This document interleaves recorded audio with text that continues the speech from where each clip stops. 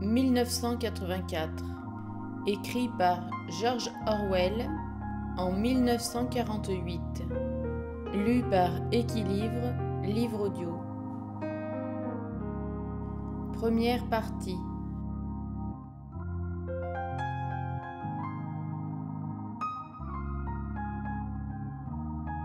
Chapitre 5. Suite.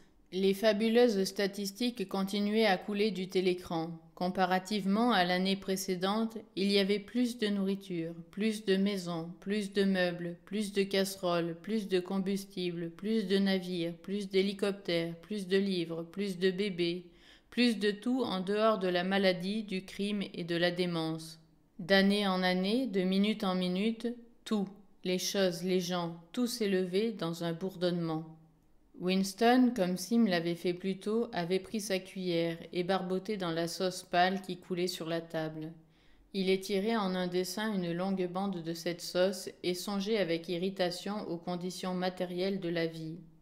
Est-ce qu'elle avait toujours été ainsi? Est-ce que la nourriture avait toujours eu ce goût-là? Il jeta un regard circulaire dans la cantine. Une salle comble, au plafond bas, aux murs salis par le contact de corps innombrables. Des tables et des chaises de métal cabossées, placées si près les unes des autres que les coudes des gens se touchaient. Des cuillères tordues, des plateaux bosselés, des grossières tasses blanches, toutes les surfaces graisseuses et de la crasse dans toutes les fentes.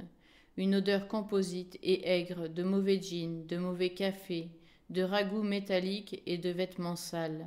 On avait toujours dans l'estomac et dans la peau une sorte de protestation, la sensation qu'on avait été dupé, dépossédé de quelque chose à quoi on avait droit.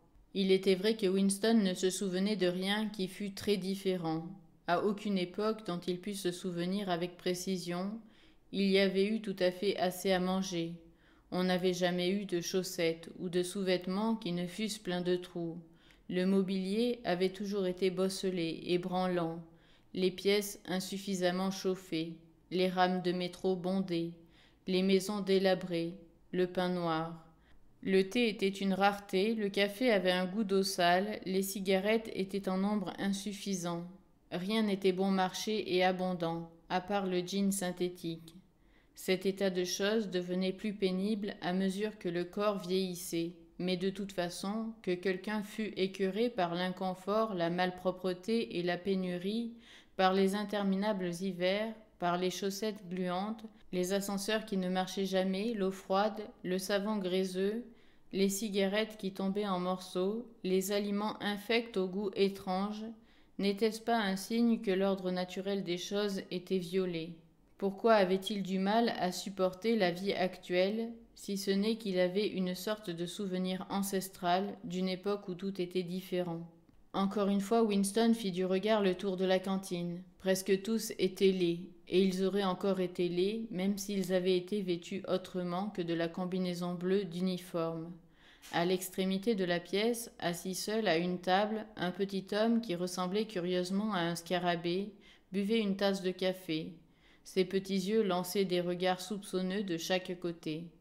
Comme il est facile, à condition d'éviter de regarder autour de soi, pensa Winston, de croire que le type physique idéal fixé par le parti existait, et même prédominait, garçon grand et musclé, fille à poitrine abondante, blond, plein de vitalité, bronzé par le soleil, insouciant.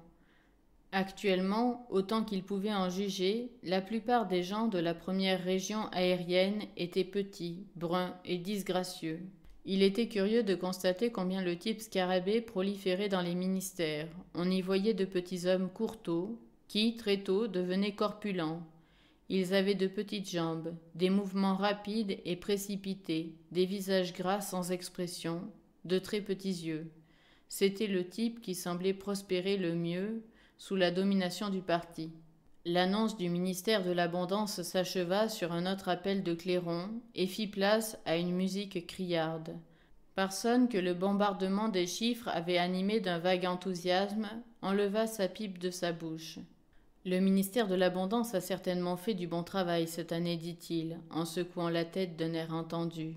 À propos, vieux Smith, je suppose que vous n'avez aucune lame de rasoir à me céder.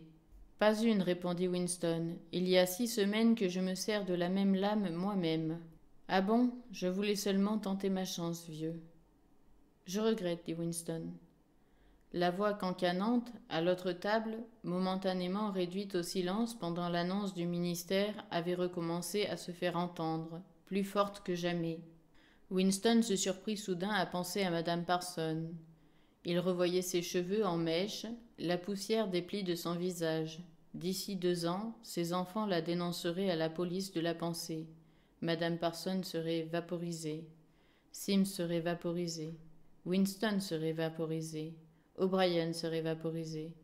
D'autre part, Parson, lui, ne serait jamais vaporisé. La créature sans yeux à la voix de canard ne serait jamais vaporisée. Les petits hommes scarabées qui se hâtaient avec tant d'agilité dans le labyrinthe des couloirs du ministère ne seraient jamais, eux non plus, vaporisés.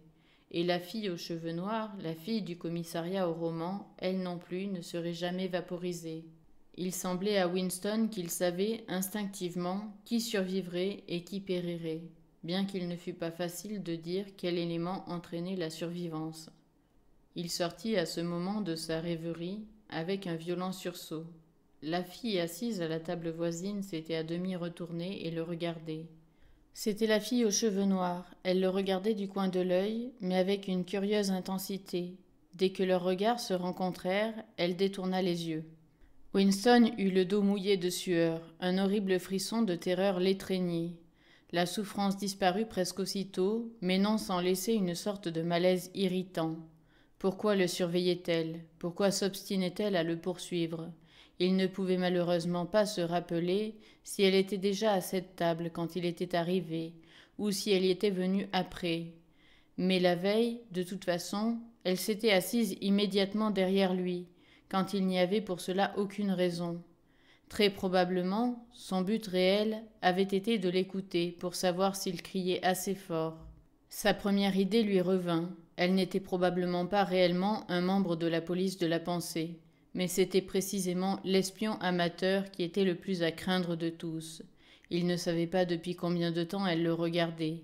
Peut-être était-ce depuis 5 bonnes minutes, et il était possible que Winston n'ait pas maîtrisé complètement l'expression de son visage.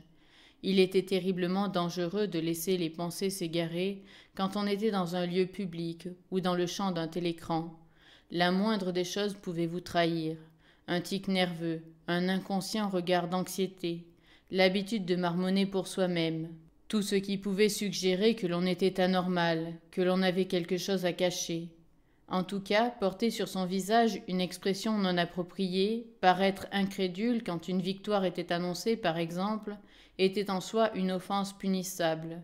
Il y avait même, en novlangue, un mot pour désigner cette offense. On l'appelait face-crime. La fille lui avait de nouveau tourné le dos. Peut-être après tout ne le suivait-elle pas réellement. Peut-être n'était-ce qu'une coïncidence si elle s'était assise si près de lui 2 jours de suite.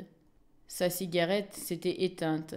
Il la déposa avec précaution au bord de la table. Il finirait de la fumer après son travail s'il pouvait garder le tabac qui restait. Il était tout à fait possible que la personne assise à la table voisine fût une espionne. Il était tout à fait possible qu'avant 3 jours, il se trouvât dans les caves du ministère de l'Amour. Mais un bout de cigarette ne devait pas être gâché. Sim avait plié sa bande de papier et l'avait rangée dans sa poche. Parson recommença à parler. « Est-ce que je vous ai déjà raconté, vieux, commença-t-il en tapotant autour de lui le tuyau de sa pipe, que mes 2 gamins ont mis le feu à la jupe d'une vieille du marché? Ils l'avaient vue enveloppée du saucisson dans une affiche de bébé. Ils se sont glissés derrière elle et ils ont mis le feu à sa jupe avec une boîte d'allumettes. Ils lui ont fait une très mauvaise brûlure, je crois. Quel petit coquin, pas? Mais malins comme des renards. C'est une éducation de premier ordre qu'on leur donne maintenant aux espions. Meilleure même que de mon temps. Dites, que croyez-vous qu'on leur ait donné dernièrement? Des cornets acoustiques pour écouter par les trous des serrures. Ma petite fille en a apporté un à la maison l'autre soir. Elle l'a essayé sur la porte de notre salon et elle estime qu'elle peut entendre 2 fois mieux qu'avec son oreille sur le trou. Naturellement, vous savez, ce n'est qu'un jouet. Mais cela leur donne de bonnes idées, pas? Le télécran, à ce moment, émit un coup de sifflet perçant. C'était le signal de la reprise du travail. Les trois hommes bondirent sur leurs pieds et se joignirent à la bousculade autour des ascenseurs. Le reste du tabac tomba de la cigarette de Winston.